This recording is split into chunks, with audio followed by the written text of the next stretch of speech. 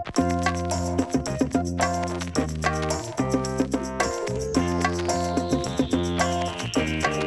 guys, I'm Lucy T of the L Team, and you are watching LucyTWWE, my weekly review show where I bestow upon you all of my rhythmic opinions on all things WWE.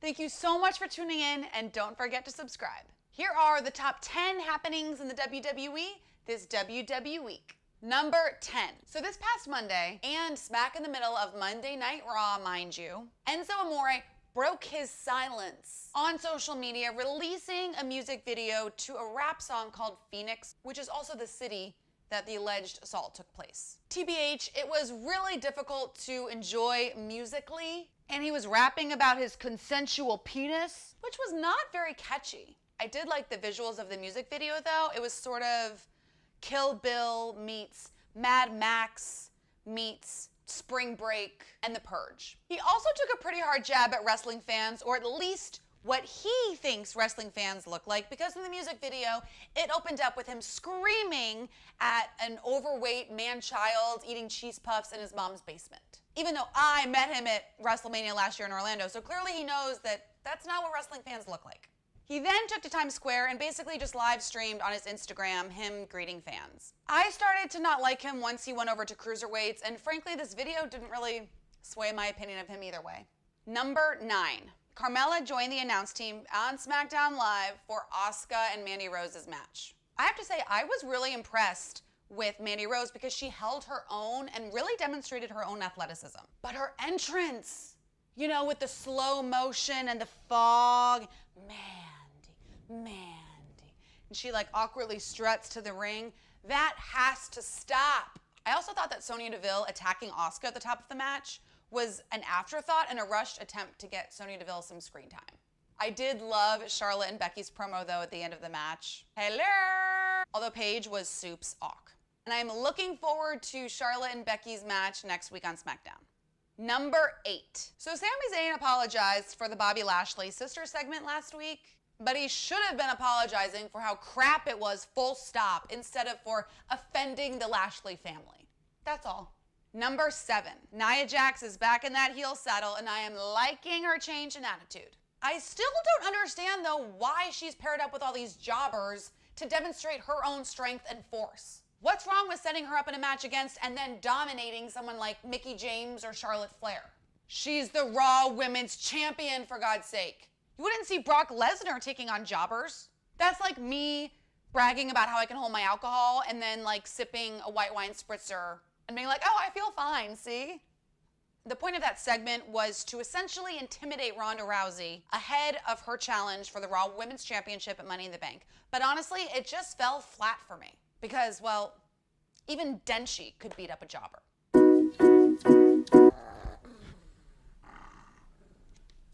Number 6. Sasha Banks is going to Money in the Bank, and I am falling asleep over here. I really was hoping for Mickie James or Ruby Riott. But I guess WWE only wants one newbie in the match, and that is Ember Moon. I would really like to see Ember Moon or Becky Lynch win the briefcase, and let's hope that Lana's got some better moves than she showed off in her dance-off. Which brings me to number 5. Now granted, this dance-off between Lana and Naomi was pretty hilarious, but not for the right reasons. What is going on? Hey, let's have the first ever Women's Royal Rumble. Hey, yeah, great, Women's Evolution. Let's also have the second, well, third actually I should say technically, Women's Money in the Bank ladder match. And also, let's go back to the Divas era at the same time and have a dance-off between 2 of the women on the main roster for no apparent reason. This was weird, right? Also, I was excited for the mixed tag match for next week on SmackDown Live that they were promoting, saying husband and wife duo Jimmy Uso and Naomi versus Lana and Aiden English? Why not versus Lana and Rusev? Number 4. At least the women weren't the only ones who took a step back in terms of the quality of the segments this week. The B team had a marvelous Memorial Day barbecue, I have to say. But I did feel bad for the other tag teams. Rhino didn't mind though. He was just sitting there with his tray of sandwiches. I'm so glad though that the WWE is building momentum for the B team and that without The Miz, they're not just getting swept under the rug. Or Matt. Number 3. Seth Rollins turned 32 this week, and he celebrated by getting the crap kicked out of him by Elias. So in the middle of Elias's performance this week, Seth Rollins interrupted and strolled down to the ring and chucked his stool right out of the ring. And Seth defended and retained the Intercontinental Championship against Jinder Mahal, thanks to good old Steel Cherry. So as he's celebrating his win and he's on top of the announce table, like, ooh, and the crowd is serenading him, happy birthday, Elias made his presence known and attacked the Intercontinental Champion, who was helped out on a stretcher. Yikes. Something like this, though, makes me think that Elias is trying to be like Jericho even more. I also think this whole storyline and setup was really messy, but I am loving the moment that Seth Rollins is having right now. Number 2. This week, we also had a 6-man tag match of The Miz teaming up with The Bar against The New Day. This match was good! Wowza. The chemistry between The Miz and The Bar is just so authentic, and their similar in-ring styles just really make for a great match. And the sequences overall between the whole 6 of them were so well done. It was exhilarating and impressive to watch, to say the least. We still do not know, though, who from The New Day will actually be going to Money in the Bank. And at the end of the match, all 3 of them, after they won, all 3 of them were looking up at the briefcases going, me, I'm going me, night at the Roxbury.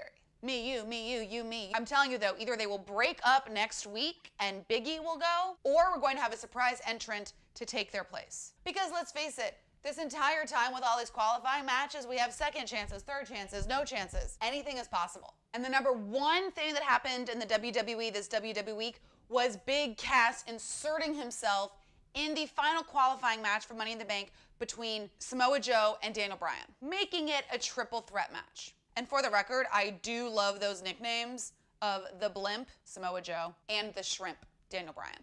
It was a great match, but when Big Cass threw Daniel Bryan over the announce table, Corey Graves, Byron Saxton, and Tom Phillips were already well out of the way, which sucked, because I don't know about you, but I would have loved to have seen them try to catch Daniel Bryan. I'm glad Samoa Joe won this match and he's going to Money in the Bank, and I am with you, Corey Graves. My money is on him. I'd love for him to win the Money in the Bank contract. Just randomly show up at Brock Lesnar's house, with a referee of course, and cash that shit in. Joe has been out a while now and he deserves it. Let me know in the comments below who you think is gonna win the Money in the Bank contract. Who won this week? Definitely Monday Night Raw, thanks to Seth Rollins' birthday and that epic barbecue food fight brought to you by the B Team. Plus, I found myself passing out mid-SmackDown this week. Sign of the week? Hi, Lucy. Hello. I also want to announce that I'm going to be hosting a brunch for other female wrestling fans in New York City on June 24th. So if you're interested, leave a message in the comments below. That's all the time we have this week. Thank you so much for tuning in. Don't forget to subscribe and follow me on Instagram and Twitter at LucyTWWE for even more news and content updates.